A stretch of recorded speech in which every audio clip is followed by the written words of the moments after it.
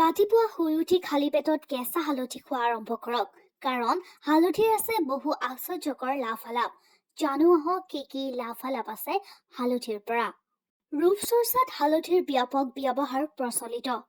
ৰন্ধাৰ ক্ষেত্ৰত হালধি অতি প্ৰয়োজনীয় উপাদান, কিন্তু হালধিৰ অন্য এটাও পৰিচয় আছে, সেয়া হৈছে ঔষধি হালধি। হালধি স্বাস্থ্যৰ বাবে অতি উপকাৰী উপাদান।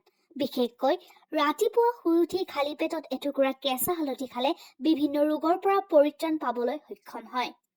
কেঁচা হালধিয়ে হজম শক্তি বৃদ্ধি কৰি খাদ্য পৰিপক্কতাত যথেষ্ট সহায় কৰে। কেঁচা হালধিৰ মুখ্য উপাদান কাৰ্কিউমিনে হাড়ৰ ক্ষয় ৰোধ কৰে। কেঁচা হালধিয়ে ৰক্ত শৰ্কৰাৰ স্তৰ আৰু ইনচুলিন হৰমনৰ কাৰ্যপ্ৰণালী সকলো ধৰণে বজাই ৰখাত সহায় কৰে।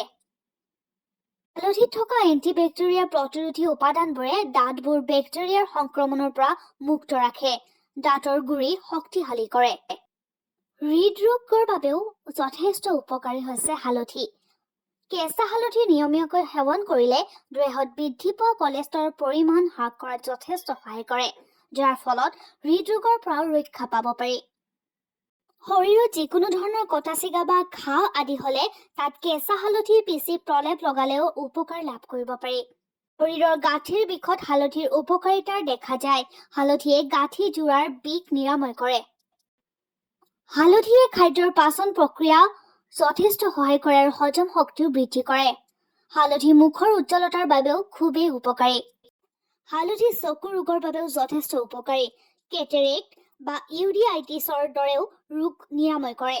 লিভাৰৰ ৰোগ, আফুক, জণ্ডিছ, চিৰাচিছ আদি ৰোগৰ বাবেও হালধি যথেষ্ট উপকাৰী। ৰাতিপুৱা সময়ত হালধি গাখীৰ খালে শৰীৰৰ এলাৰ্জিসমূহ নাইকিয়া হয়। হালধি চৰ্দি জ্বৰৰ ৰোগৰ বাবেও যথেষ্ট উপকাৰী। প্ৰতিদিনে কেঁচা হালধি গাখীৰত দি খালে চৰ্দি জ্বৰ আদিৰ পৰা সকাহ পাব পাৰি। নিয়মিত হালধি গাখীৰ খালে কাৰ্কিউমিনৰ প্ৰভাৱত BDNF নামৰ এক ৰাসায়নিক পৰিমাণ বাঢ়ে, যাৰ বাবে আলঝেইমাৰৰ প্ৰকোপ কমে আৰু মগজুৰ কাৰ্যক্ষমতাও বৃদ্ধি হয়। পেচাব কমকৈ হোৱা বা পেচাবত জ্বলা-পোৰাত হালধিৰ উপকাৰিতা। 2 চামুচ হালধিৰ ৰস 4 চামুচ ছালকুঁৱৰীৰ ৰস অৰ্থাৎ এল'ভেৰা আৰু 1.5 কাপ কুহুমীয়া পানীত দিনত 3 বাৰকৈ খালে বীজাণু ৰোধ কৰিব পাৰি। শৰীৰৰ অত্যাধিক ওজন হ্ৰাস কৰাত হালধিৰ যথেষ্ট উপকাৰী। জুয়ে পোৰাৰ বাবে হালধি উপকাৰী। জুয়ে পোৰা অংশত হালধিৰ প্ৰলেপ লগালে কিছু সকাহ পোৱা যায়। হালধি গুৰি 1 চামুচ আৰু 1.5 গিলাচ কুহুমীয়া পানী নিতৌ 2 বাৰকৈ খালে উচ্চ ৰক্তচাপৰ ৰোগীয়ে ৰক্তচাপ নিয়ন্ত্ৰণ কৰিব পাৰে। হালধি 2 চামুচ আৰু 1 গিলাচ গাখীৰ নিতৌ 2 বাৰ খালে সুস্বাস্থ্যৱান আৰু বলৱান হৈ থাকিব পাৰে।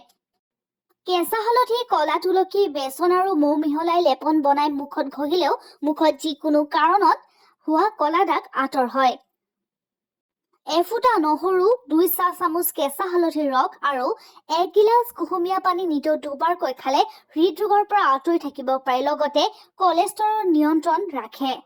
ৰাতিপুৱা 1.5 লিটাৰ পানী খোৱাৰ পাছতে 2 চামুচ কেঁচা হালধিৰ ৰস নিতৌ খালে পেলু, কোষ্ঠকাঠিন্য আৰু গেষ্ট্ৰাইটিছৰ পৰা সাৰিব পাৰি। হালধিৰ ৰক্ত শোধন হিচাপেও ব্যৱহাৰ কৰিব পাৰি। এই কথাখিনি বিভিন্ন তথ্যৰ পৰা সংগ্ৰহ কৰিছো আৰু অধিক জানিবলৈ হলে চিকিৎসকৰ পৰামৰ্শ লব। ধন্যবাদ।